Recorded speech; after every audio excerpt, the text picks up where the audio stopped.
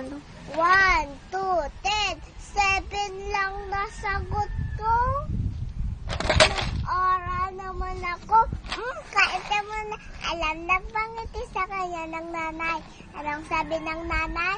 Try and try. This is finish or not finish. Lucky me. Ano gagawin mo para makakain ka ng Lucky Miss Pansit Canton? I be man cum laude. Pasayahin ko si Mami.